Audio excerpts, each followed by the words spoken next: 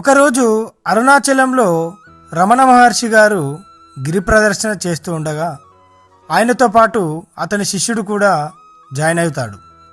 వాళ్ళిద్దరూ ఆ కొండ చుట్టూ తిరుగుతూ ఉంటారు. అప్పుడే రమణ మహర్షి తన గోచీకున్న కొంత గుడ్డను చింపి శిష్యుని పట్టుకోమనిస్తాడు. అలా ఎందుకు ఇచ్చాడా అని శిష్యునికి అర్థం కాదు. అలా కొంత దూరం వెళ్ళాక ఒక రాయి వచ్చి రమణ మహర్షి వేలికైతే దెబ్బ తగులుతుంది. అక్కడ నుండి రక్తం కారడంతో ఆ చింపిన గుడ్డను తీసుకొని ఆ వేలికి కట్టడం జరుగుతుంది. అప్పుడే శిష్యుడికి ఒక డౌట్ వస్తుంది.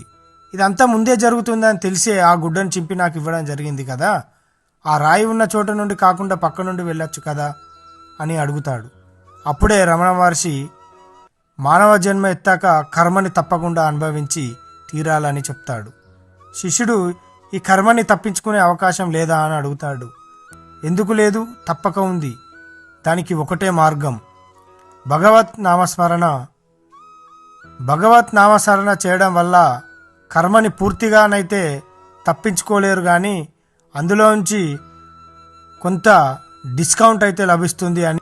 అది ఎలాంటిదంటే పాము కుట్టాల్సిన వాడికి చీమతో కుట్టి సరిపెడుతుంది అన్నమాట.